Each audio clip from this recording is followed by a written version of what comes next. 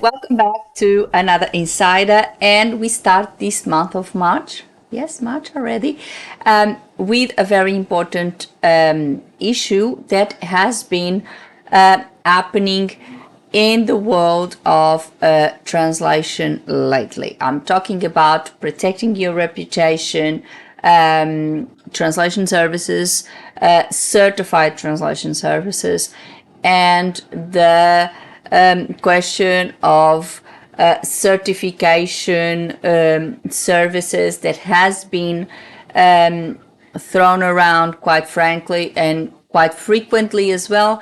I'm going to talk about it. I'm going to tell you my personal perspective on this.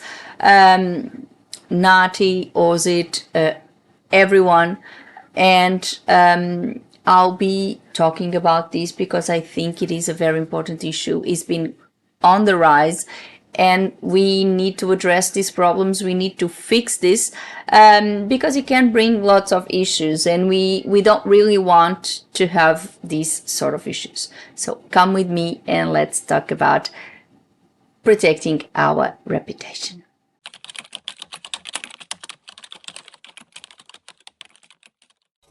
So let's talk about this. Let's talk about protecting our reputation. Before that, I would like to give a big shout out to my Instagram followers and apologize, but lately I only been able to put the thumbnail of my videos with a link for them to go and watch it on YouTube.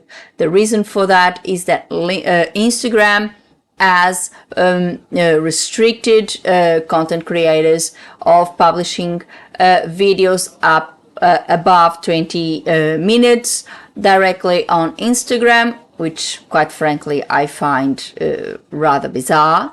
So therefore sometimes my videos will go above that, and I will have to put the link and redirect my viewers to YouTube. I do apologize for that. I'm trying to fix it, but it seems like it's not going away.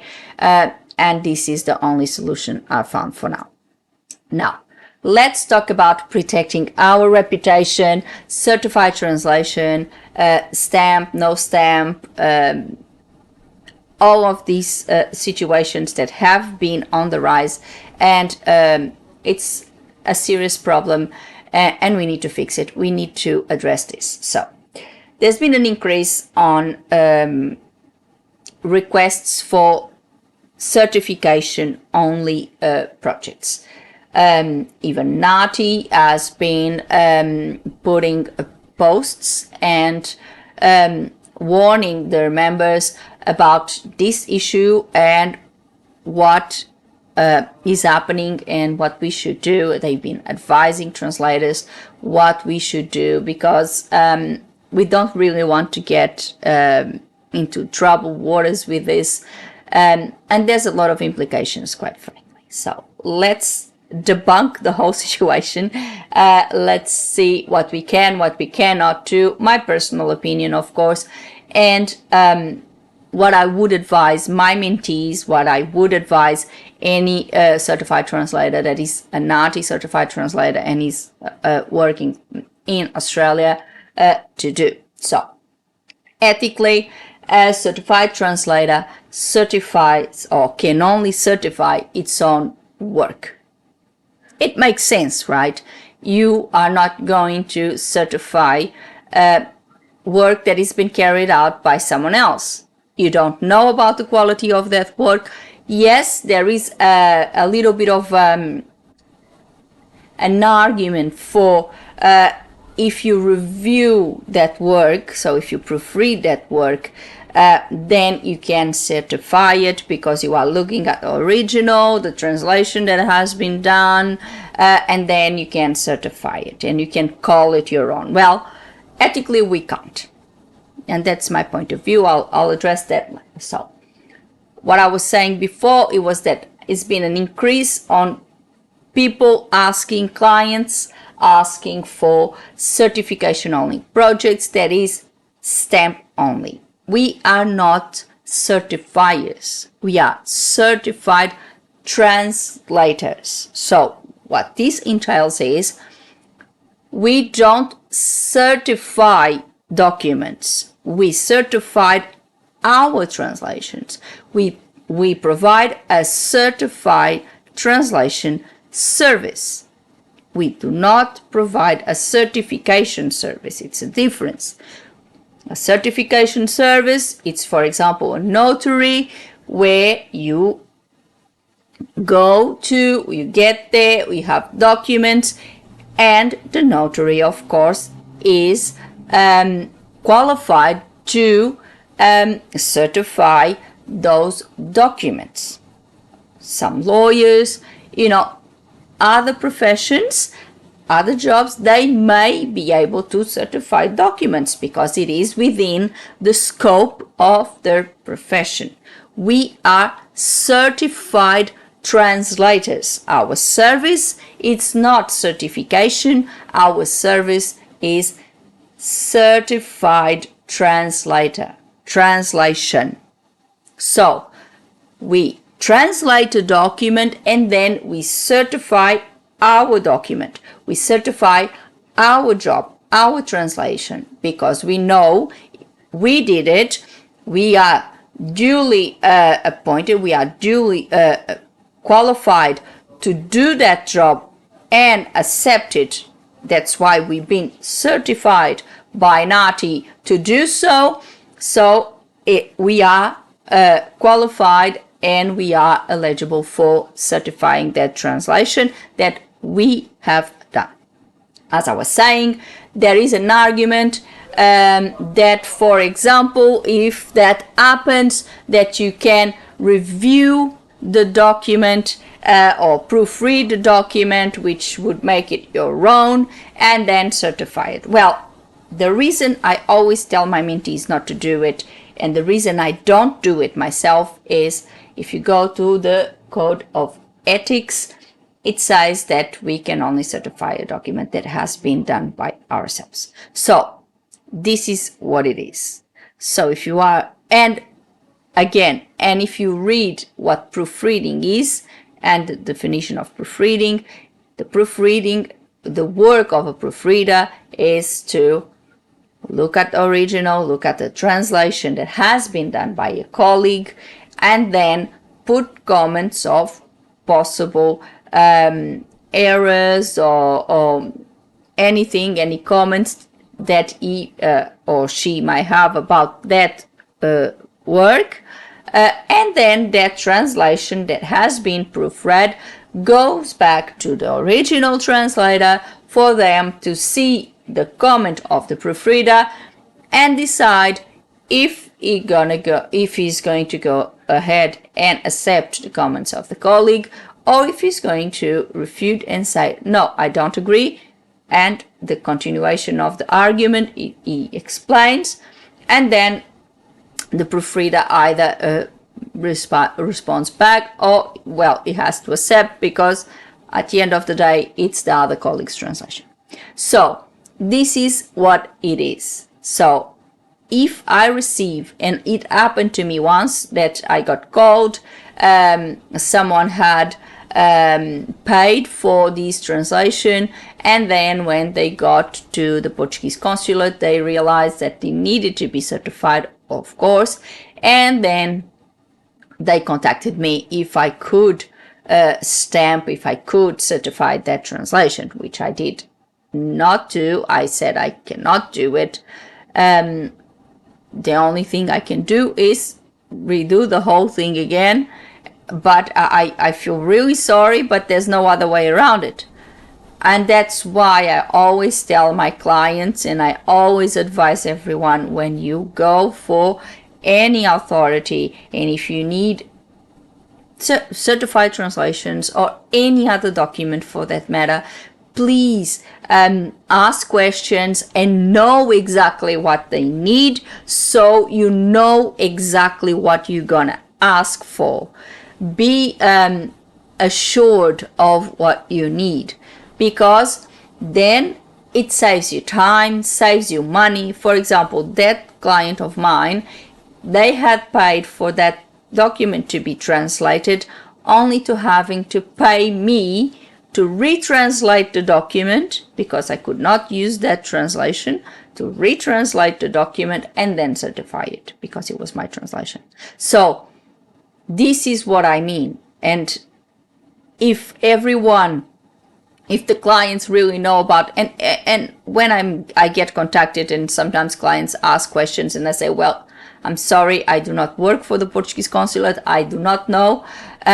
I always refer the client back to the authority. I always advise them to ask plenty of questions. Ask them, do I need this? Do I need the translations to be certified translations? Do I need the document to be like this or to be like that? Ask plenty of questions. There is no problem about asking. I think it is getting prepared to get your applications ready in time, and in a timely fashion, without any issues, without any dramas of things going wrong, you not getting the proper information and ended up paying double, having to hire multiple professionals to do one job, and that's obviously not a good thing. So I think it is important that you ask. So in regards to this stamp only, it's a no, don't do it. Certify your own translations, and if someone contacts you for that sort of job, obviously I do refuse. I already did it once, it never happened to me again, but I know, and NAATI has been warning us that he's been on the rise. Now NAATI now has digital stamps. The digital stamp, I must agree, or I should say that I'm really for it. I think it was a very good initiative for a whole lot of reasons. First, it's a digital stamp. There's no printing involved. There's no ink wastage, no paper wastage, nothing. It is greener, is a much better option. However, another thing that I need to tell my mentees, and I need to tell all the translators that are starting out and are in the business of doing certified translations, to please always know the regulation of the authority to where that document is destined to.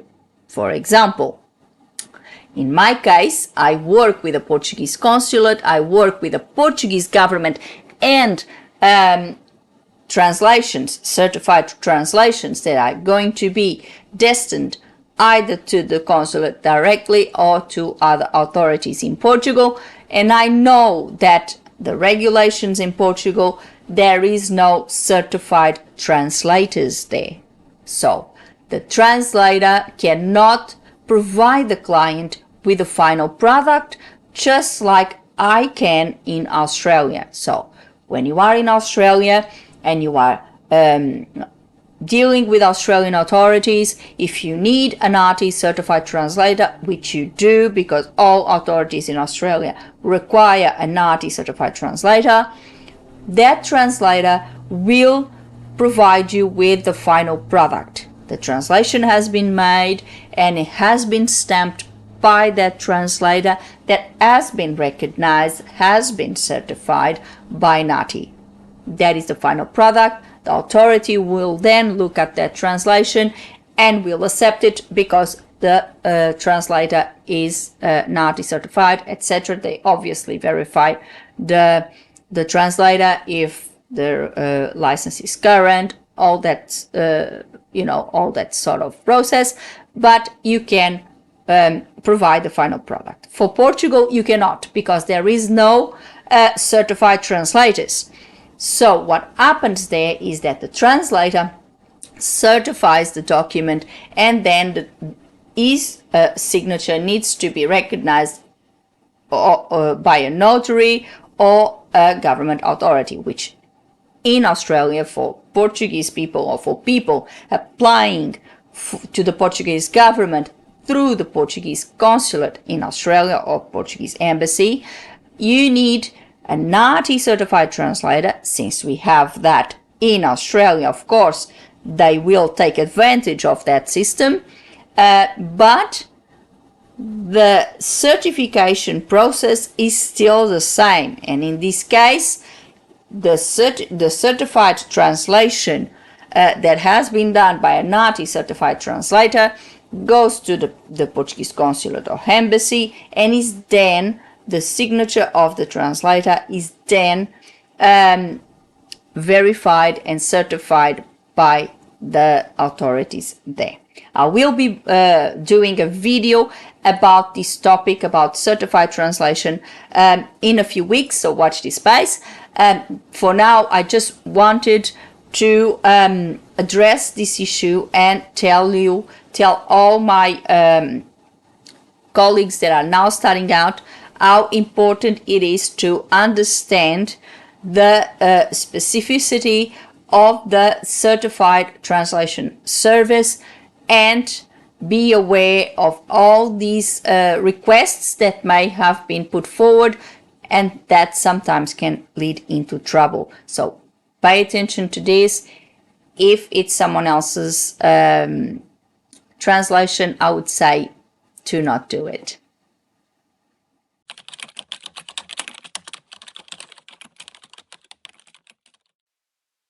That's all for now. That's all for today. I hope you liked this video.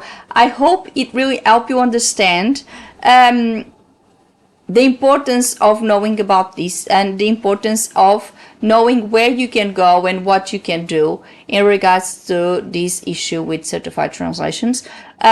If you are not a translator, but you usually you need this type of service, I hope this video also helped you, because I think it is important for clients as well to understand what we can do, because I know that sometimes they just think, they don't want to do it because I went somewhere else, and they are upset that I went somewhere else. Well, I speak for myself. I'm not upset that the client went somewhere else. I'm actually sad that they did, because they did not go to the right person, regardless of if they contacted me or contacted any of my other certified translator colleagues. I really have absolute no issue with that.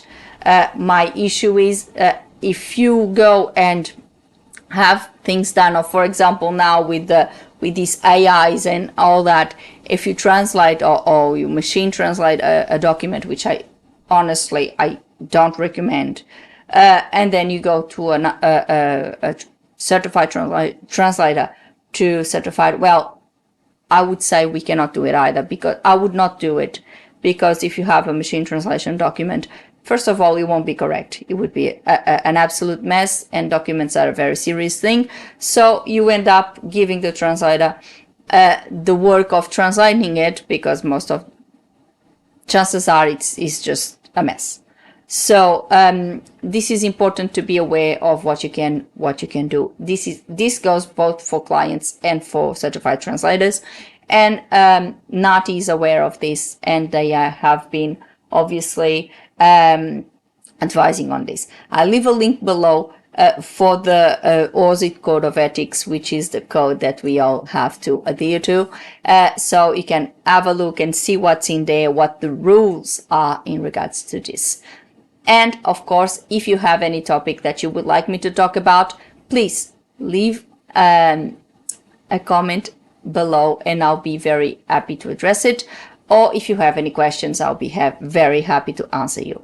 The channel has been growing, but it's just so simple. Just hit that like button, hit that bell, so you get the notification every week of a new insider, and it helps me massively, and it's for free. So if you like my content, of course, I'm not forcing you to anything. If you like my content, if you like my videos, just please put that like and hit that bell. put a comment and share with your friends. Why not? So it reaches more people. Before I go, I would like to thank you all for watching, and I'll see you next week. Have a good one. Bye.